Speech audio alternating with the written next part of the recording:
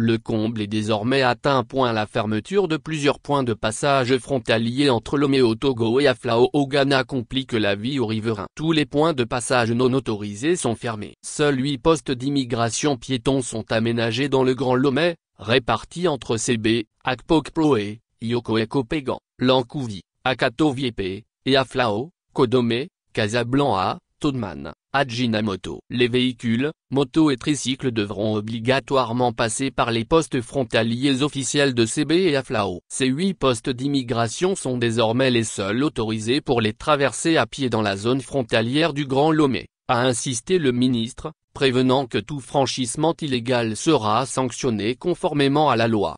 L'annonce a été faite mardi 2 septembre 2025 par le ministre togolais de la Sécurité et de la Protection civile, Calixte Batosima-Djilba, qui a évoqué une mesure destinée à endiguer les activités criminelles transfrontalières. Pour le gouvernement togolais, la décision découle d'une évaluation sécuritaire ayant révélé une multitude d'activités illégales, trafic de drogue et de carburant, contrebande de marchandises et ressources naturelles, traite d'êtres humains, passage de migrants en situation irrégulière, et trafic d'armes ou de véhicules volés.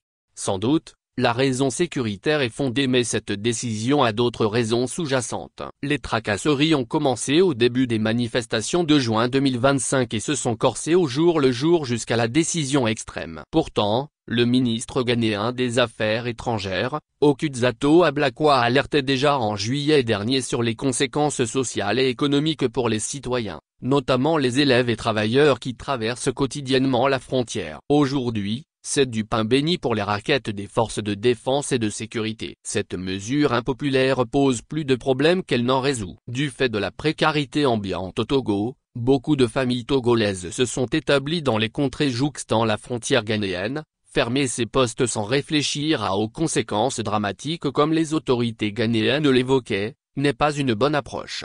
Pour atténuer les vols de motos, il existe d'autres mécanismes, notamment amélioration de la gouvernance pour sortir la population de la grande misère.